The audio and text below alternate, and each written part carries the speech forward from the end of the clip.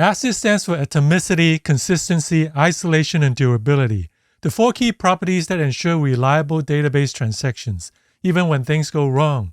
If you work with databases, understanding ACID is a must. In this video, we'll break down each property and see how they keep the data safe and sound. So let's dive in. Atomicity means a transaction is an all or nothing deal. If any part of the transaction fails, the whole thing gets rolled back like it never happened. Transaction management systems often use logging mechanisms that enable this rollback feature. Imagine you're building a banking app that transfers $100 from Alice to Bob. This means updating 2 things, subtracting $100 from Alice's balance and adding $100 to Bob's. Atomicity ensures that both updates either happen together or not at all. If something fails midway, the transaction management system will use the logs to undo any partial changes, so you won't end up with loss or extra money. The transaction is indivisible, like an atom. Consistency means that a transaction must follow all the rules and leave the database in a good state. Any data written during a transaction must be valid according to constraints, triggers, and other rules we set up. The database system itself enforces consistency by automatically checking for constraint violations during transactions. For example, let's say we have a rule that user account balances can't go negative.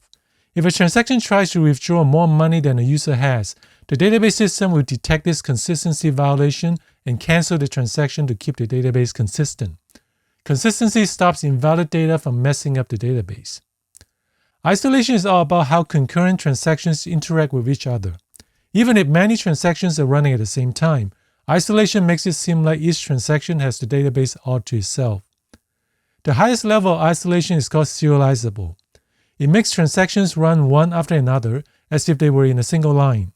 This provides the strongest consistency, but it can really slow things down because each transaction has to wait its turn. To speed things up, databases often provide lower isolation level that allow more transactions to run simultaneously. But there's a catch. These lower levels can sometimes lead to inconsistencies, like dirty reads, non-repeatable reads, and phantom reads. A dirty read happens when a transaction sees data that was changed by another transaction that hasn't been committed yet. Imagine a bank account with $100. Transaction T1 withdraws $20 but doesn't commit.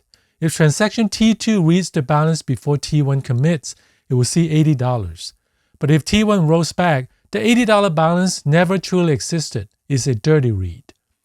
The read committed isolation level prevents dirty reads by making sure a transaction can only see committed data. But you can still have non-repeatable reads where a transaction reads the same data twice and gets different results because another transaction changed the data in between. For example, say you check your bank balance and see $100. Then another transaction withdraws $20 and commits.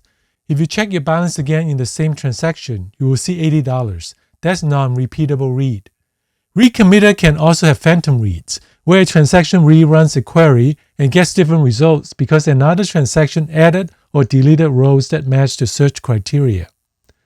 Imagine a transaction that lists all bank transfers under $100. Meanwhile, another transaction added a $50 transfer and commits. If the first transaction reruns its query, it will see the $50 transfer that wasn't there before, a phantom read. The repeatable read isolation level prevents non-repeatable reads by giving each transaction a consistent snapshot of the data. But it can still have phantom reads, so lower isolation level trades some consistency for better performance. It's up to you to choose the right balance for your application, weighing speed against potential inconsistencies.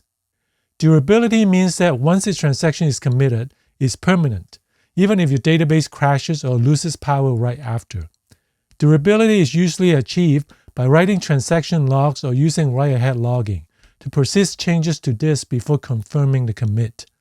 In distributed databases, durability also means replicating data across multiple nodes. So if one node goes down, you don't lose any committed transactions. They're safely stored on the other nodes. To quickly sum up, Atomicity rolls back failed transactions. Consistency follows the rules. Isolation prevents interference, and durability makes sure commits stick. If you like our videos, you might like our system design newsletter as well. It covers topics and trends in large-scale system design, trusted by 500,000 readers. Subscribe at blog.bytego.com.